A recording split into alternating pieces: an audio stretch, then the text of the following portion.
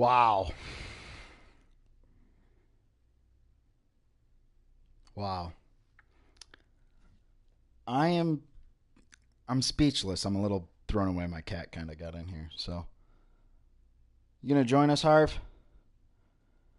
No, you're just going to chew on shit? All right. I'll get to this in a second. Come here, you bastard. Come here.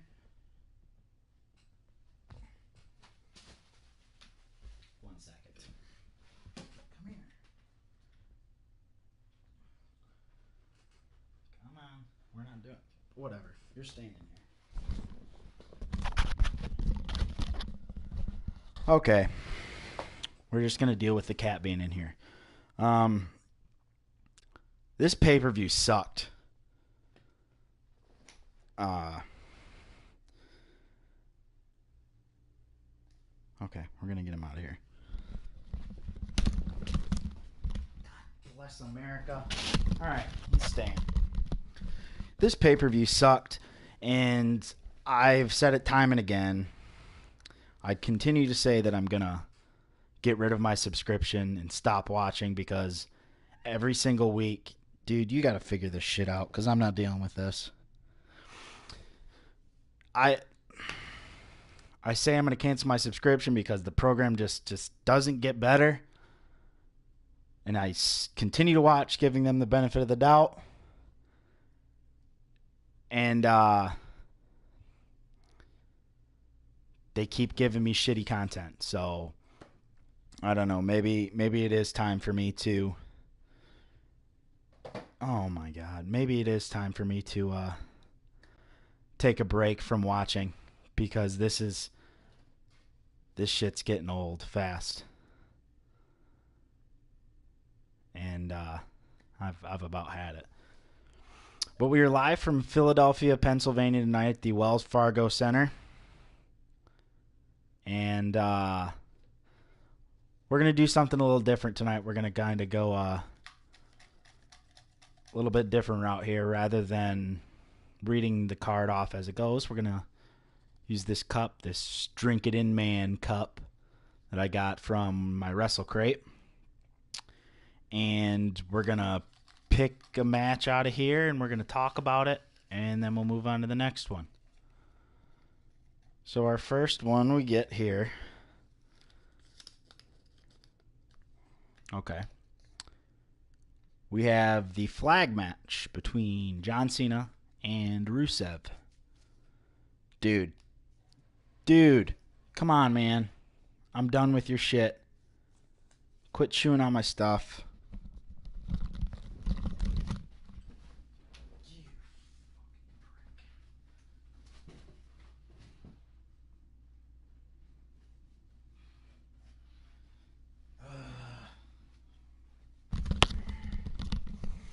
All right.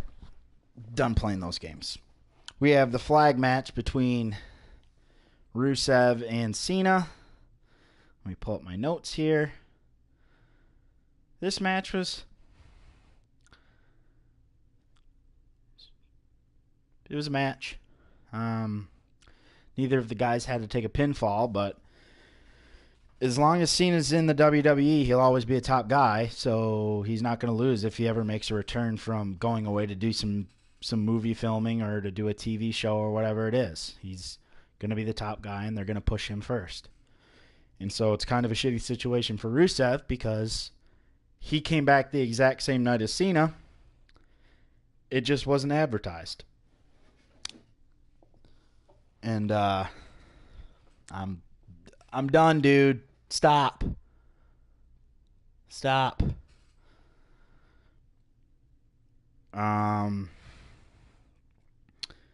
The only thing I really have here is, is exactly what I said. Until Cena is done, the day he is done, nobody else will get pushed before him. And that's all this was. Both of these guys, they look strong, and neither of them had to take a pinfall, but then again, Rusev went through a table, and he was the second fiddle.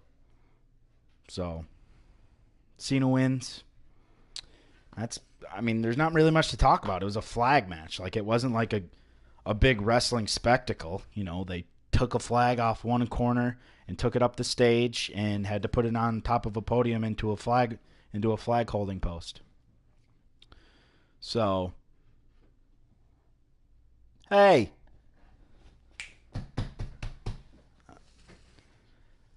The amusement that cats find with boxes is just mind-boggling to me. I don't get what's so interesting about them, but my cat is digging around in some boxes that I got laying there. So, all right, that's cool. All right, next match. We have the pre-show match between Ty Dillinger and Aiden English. I didn't really watch. It was on the pre-show. I'll be honest, I wasn't watching. Aiden English picks up a win here. Nothing to talk about. You have a guy that's completely over in Ty Dillinger. The crowd loves him. Yet he's getting pinned by Aiden English on the pre-show when he should be challenging for a mid-card title. Or better yet, still down in NXT challenging for the NXT championship. And he's jobbing out to a guy that's only in the WWE anymore because he's still under contract. He was a part of a tag team that was in NXT. His partner got fired. And Ty's losing to him even though he's over as fuck. Whatever. It's the bullshit we deal with the WWE. They bring up guys from NXT without any plans for them. And then they get forgot about. All right. We have the Fatal 5-Way match between Lana, Tamina, Becky Lynch, Charlotte, and Natalya. In my predictions and preview, I picked Charlotte because going into SummerSlam, you want to with your women's to get. Let me start over here. With your women's division only getting one match on this card or on the whole card, the SmackDown women get one and the Raw women get one. You would think that you want to put your best two in that match. But they didn't. They did not. Charlotte did not win this match, which is a complete mindfuck to me. Because when I think the best woman in wrestling right now, regardless of how poor she is on the mic, she's a great wrestler. Charlotte is a great wrestler. That's what I think when I think the best woman in the WWE. But she doesn't win. She takes the final pinfall in this match.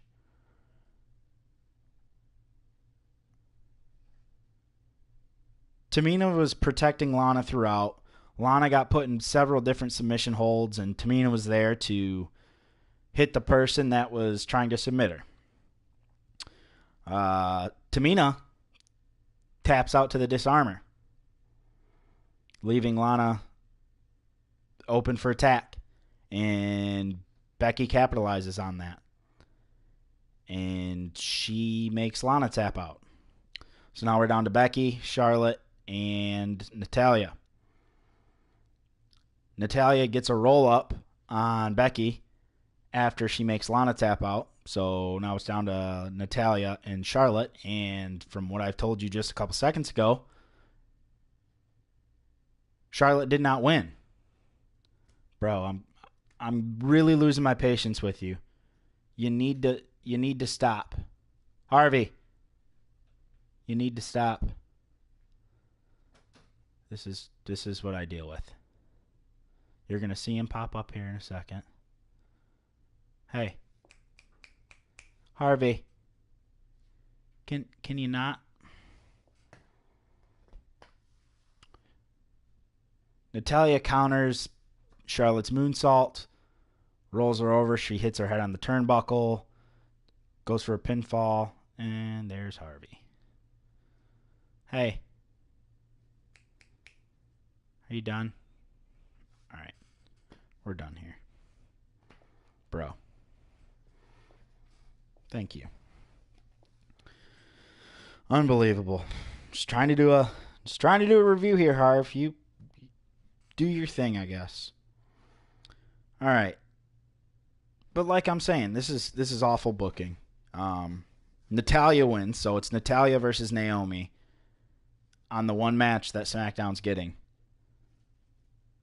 on the SummerSlam card. And it's definitely not their best two wrestlers. All right, moving on here. This isn't going as well as I thought it would. We have... What do we have next? We have another one that doesn't make sense. Kevin Owens versus AJ Styles for the United States Championship. This match was also fuckery at its finest. At its finest, folks. AJ Styles loses in his first match as the United States champion. Loses the belt back to Owens. Where do we go from here? Because I sure as fuck don't know. Think about it. You put the title on Styles at a house show, and then you have him drop the belt 2 weeks later on the pay-per-view? Why not just keep the title on Styles or on Owens? What does this do besides further take away from the prestige of the United States Championship? This is what's got to happen now. This is what I've written, and I'm going to read it to you, and you can tell me what you think in the comments. But this is what I think has to happen. So Styles needs to get a rematch on SmackDown and lose. That feud's done. This is going to move Styles towards regaining the WWE Championship, which he's not going to get for a while. Corbin's going to cash in at SummerSlam. We'll talk about the championship match soon. But, Corbin's got to cash in at SummerSlam. And then from there, we're going to move towards setting up Styles versus Nakamura for WrestleMania. Because if you're Vince McMahon and you want to put on a WrestleMania card that is even comparable in the slightest to a Wrestle Kingdom, then you book AJ Styles versus Shinsuke Nakamura for the WWE Championship at WrestleMania 34 in New Orleans. So where does that leave Owens? I think he's got to start. I don't necessarily think he has to have a U.S. Open challenge, but he's got to be defending the title. Not on a weekly basis, maybe every other week, but he's got to be defending the title more frequently. That's the way it's got to be. And it's got to be against these upcoming guys. And these are the guys that I thought of off the top of my head that are not currently really doing anything, and that makes sense. This one I will make note of because it makes the most sense. With Jason Jordan going to Raw, this leaves Chad Gable up for a spotlight. And we know that he can go. He had a great 10-minute match with AJ Styles on SmackDown. And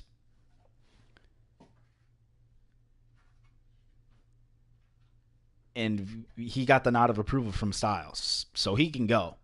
And there's been rumor that he's going to get a mid-card push. Here you go. It's a feud in itself. The guy's an Olympian athlete. He can wrestle. He's already done it with Styles. Like, he damn sure can do it with Owens. That's got to be it. Those two got to build on a feud and go to SummerSlam. That's what it's got to be. The other guys that I thought of Maybe they rekindle the Sami Zayn feud. Mike Kanellis, Rusev. Maybe if the Hype Bros are broken up, we get Mojo Rawley or Zack Ryder. Let them go up against those guys. They don't have anything else to do. But that's what we got. Owens beats AJ Styles for the WWE or the WWE United States Championship. What do we got here? The Fashion Files, the finale, or so we thought. There's nothing really here.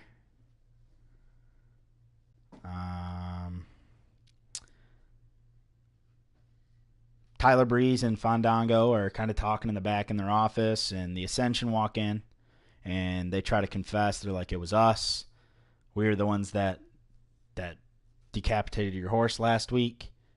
And Breeze and Fandango are like, no, you weren't. You were busy last week. You were at an Eddie Money concert because you had 2 tickets to Paradise. And one of the guys from Ascension's like, no. Victor's like, no, we weren't. We weren't there. And then Fandango shows them the head, and they're like, oh, like, we didn't do that. So it wasn't the Ascension. Then all of a sudden, the lights flicker out, and we see the Ascension leave, and we see Tyler Breeze beat up and on the floor. Then we see Fandango out on the floor, and we see Fandango get dragged off. So I don't know where they're going with this. I honestly don't have the slightest clue. I saw something. I was watching a Twitch reactions for Battleground on my phone while the pay-per-view was going on, and oh yeah, I gotcha. Say hi to the camera, Harv.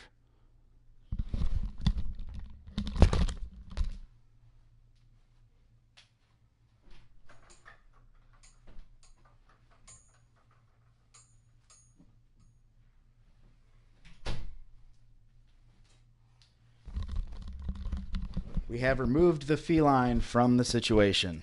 No harm was done to the cat, I promise. All right. So I saw something on Twitch. It's I don't even know. I'm not even going to bring it up. I don't know who it's going to be. It's got to be a new tag team. It's got to be somebody. I don't know. What do we got? Drink it in, man. Sami Zayn versus Mike Kanellis. Mike Bennett, Mike Kanellis. It was a good match. I mean, I don't think that they need to involve Maria as much. Just let these two guys go. They had a good match for the time they were given, but it was just kind of filler in between. So, this probably could have been on the pre-card or on the pre-show as well. Just because there's really not a lot of fuel behind it, not a lot of heat behind it. So there's that. I mean, nothing really to talk about. It's a good match. Let these guys go. They can prove that they are capable of doing so. This was a good match. This match right here, the SmackDown Live Tag Team Championship match. It was a good match. Hold on here. Let me just make sure I didn't lose one. All right. We're good. All right, now to the notes. All right, so we started out the pay-per-view with this match, and it was pretty great. We had the Tag Team Championship match between the Usos and the New Day. And it was a normal tag match for a little while, and then things kind of broke down. And I'm just going to read off this kind of little script here that I had written with a couple of the series of events that took place, and then I'll elaborate further. So After Kofi and Xavier Woods are laid out at ringside, Woods counters a dive attack and hits a wheelbarrow facebuster. It was a pretty cool move. Jimmy kicked out of it. Woods then kicks out of a pop-up Samoan drop that both Jimmy and Jay did together. Woods goes for that leg drop that he did a couple weeks ago to one of the Usos, except this time one of the Usos super kicks him on his way down. That was a pretty good spot. Kofi kicks out, or Xavier Woods kicks out of that. And then we have one of the Usos locking in a Boston Crab, and they made it really long and dramatic as Xavier was kind of crawling towards the ropes, and he did kind of that slow, like, extended grab the rope thing. So there was that, built a little bit, had the crowd into it. The crowd's going nuts at this point when after Xavier grabs the rope. Jimmy tags in after super kicked by Jay. The crowd's going nuts again. Woods tosses Jay off the top rope as the two of them are going for like a big splash. Both of them are up on top rope, and so Jay gets pushed off. Kofi hits Trouble in Paradise. Woods hits this beautiful elbow drop, and Jay's on like the very far side of the ring. And so it was a pretty lengthy leap that he took, but it looked good. And so this wasn't the way I would have done it. But the New Day are your new SmackDown Tag Team Champions. First tag team in this era to have held both titles. I would have saved this for SummerSlam. I would have had Jimmy and Jay Uso win on some sort of DQ, or not have them win on some sort of DQ, have them lose on some sort of DQ, count out or whatever, just walked out of the ring area, and have the New Day win the match, but not win the titles. I think that's how it should have. That's how it should have been booked, but it didn't go that way. Goodness.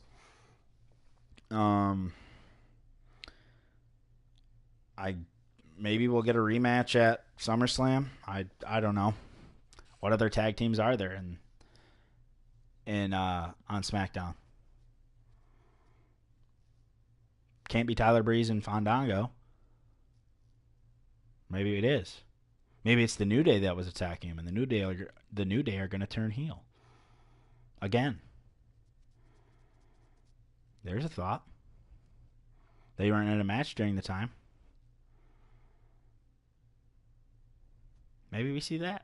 New Day versus Breezango at SummerSlam. I don't know. All right, what do we have next? I think we have 2 left.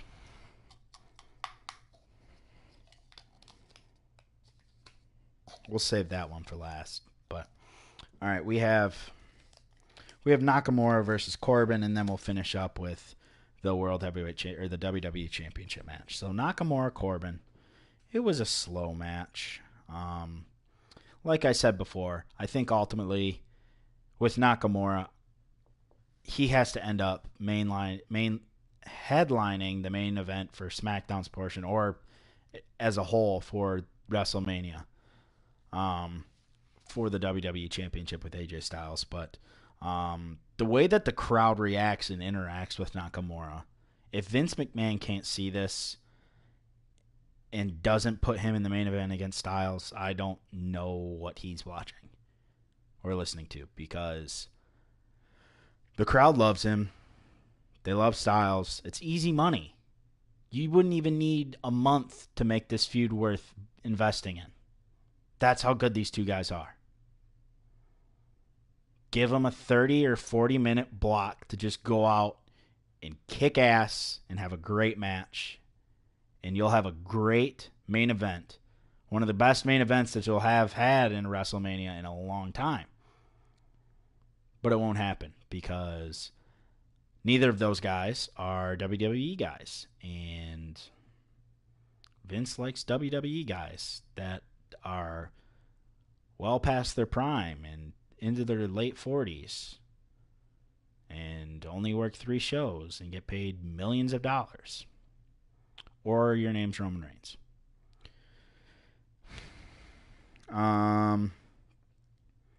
I predicted this would happen. Nakamura wins by DQ. He was preparing to hit a Kinshasa when Corbin just decided to lay on the ground, and Nakamura goes up to him, and then he goes to suplex him or something of that nature, and Corbin kicks him below the belt. And so the match ends in a DQ.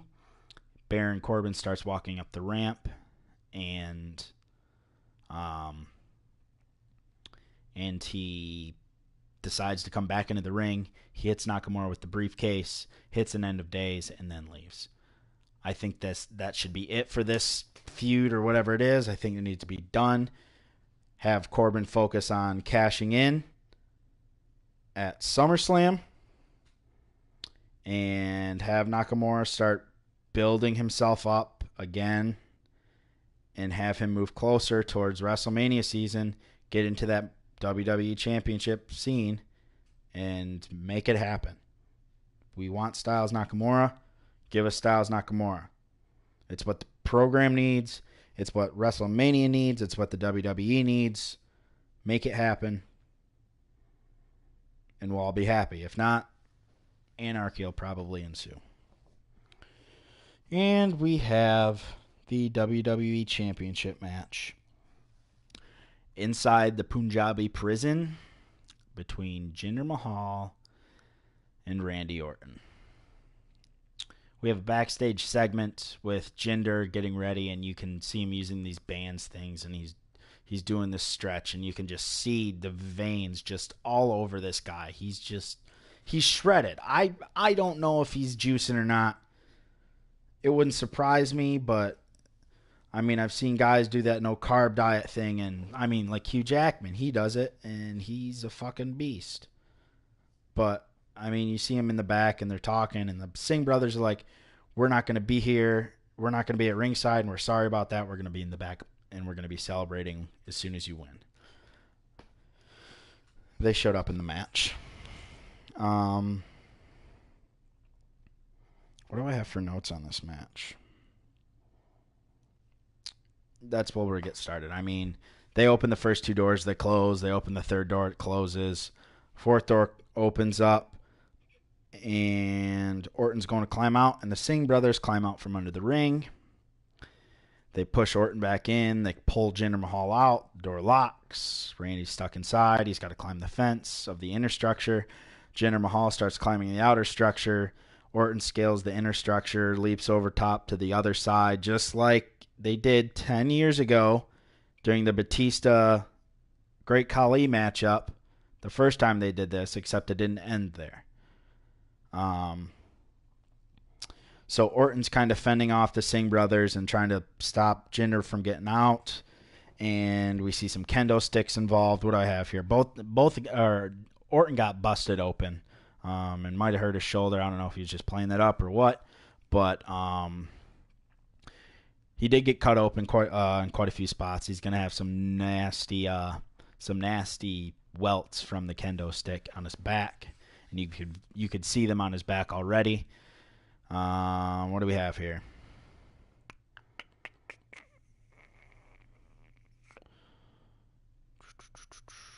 Okay, so we have Orton go off on Mahal and the Singh brothers, and he starts scaling the outer structure.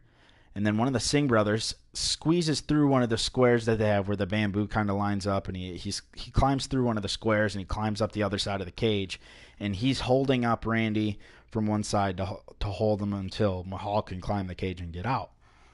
He takes a bump from about 20 feet up through an announce table. I got to give these guys credit, the Singh brothers, because Randy Orton just beats the shit out of these guys week in and week out. Like, they are getting suplexed outside on the floor. They took freaking RKOs. They took kendo shots, chair shots. They took it all. The one guy takes a bump off the top of the outer structure. It was, oh man, I feel bad for those guys. They're definitely earning a paycheck, that's for sure. But So we see that happen, and Orton kind of comes back down, and he goes to the other side after he hits his Hangman DDT on Mahal, and he starts climbing the structure by the stage. They made mention many times that this match hasn't been seen in 10 years, and they made mention of the previous competitors. They made mention of the Big Show versus The Undertaker, which makes absolutely zero sense to me why they were in a Punjabi prison match.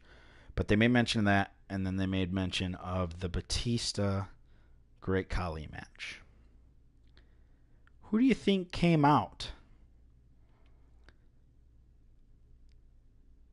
10 years after a Punjabi prison match?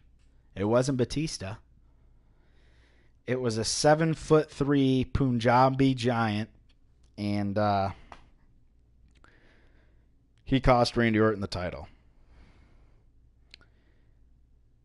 You're going to tell me that the best idea the WWE had was having the Great Khali come and ruin the main event? Orton scaling the cage, and he gets to the top, and Khali starts shaking the cage, and I thought he was going to fall off the top of it straight onto the floor. But Orton holds on. He flips back over inside of the cage, and he falls back down, and then he starts climbing again, and the Great Khali grabs him by the throat and holds him there. The Khali scaled part of the cage and started holding Orton by the throat. Just long enough for Jinder Mahal to escape the structure. The Great Khali is 44 years old. He's huge. He's fat. He's out of shape. And they bring him back to ruin the main event. That was already bad from the start. This is why I think about canceling my subscription. Because nobody cares about this match. Nobody cared about this feud from the get-go. It should have been done at Money in the Bank. Thank God it's done now. We're going to move towards Mahal versus Cena. And then we're going to see Corbin cash in on Cena at SummerSlam. At least that's what I think should happen. And then from there, we move closer towards AJ Styles Nakamura at WrestleMania. Have Styles feud with Corbin or whoever. Sami Zayn. I don't know. But I don't know if this is a one-off deal or if Khali is going to come on as a bodyguard now on top of the Singh brothers. But this is what we got. And it was fucking terrible. This pay-per-view gets a thumbs down. Without a doubt. What time is it right now? It's 12:02. I got to be up at 5:35. I got to be up at 5. And I stayed up to watch this past the 11 o'clock hour. Just to see the Khali come out and ruin the main event.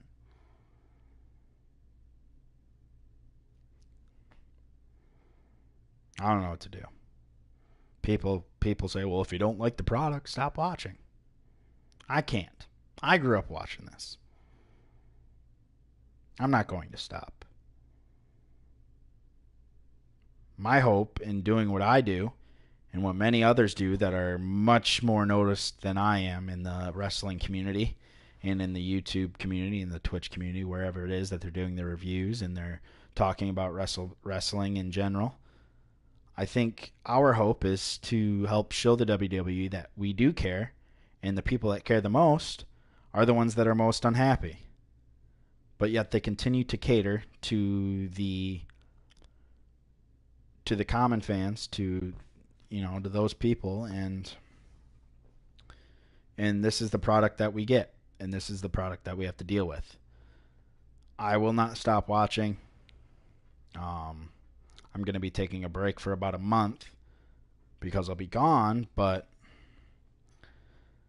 so I won't even get to watch SummerSlam. I'm going to be gone. I won't do a review on it. I won't be doing anything for about a month.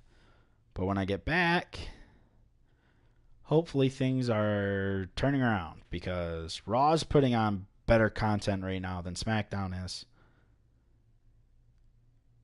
And that's sad because Raw is not the wrestling show. SmackDown is the wrestling show. But this is what we're getting. It's like a complete swap from what we had when the draft and the mix-up happened. Ever since the mix-up, Raw's been a lot better. It hasn't been great, but the big segments have been better than the big segments on SmackDown. And if we continue to get product like this, maybe it is time for me to stop. At least watching the WWE. Maybe I'll just focus on New Japan or Ring of Honor, PWG, stuff like that. Other indie shows. Because this is getting ridiculous. The tag team title match was fantastic. I loved it. That was great. But other than that match was shit. They're continuing the fashion files. They booked the ending of the Owen Styles match. The match itself was great, but they booked the ending wrong. The tag team titles match was great. Nakamura Corbin was good. It was slow, but it was good. It served its purpose. It did its job. Zayn Kanellis was good for what it was. Ty Dillinger, Aiden English, nobody watched it. And the flag match, flag match and the Fatal 5-Way. They're not building up their rising superstars. They don't have compelling storylines.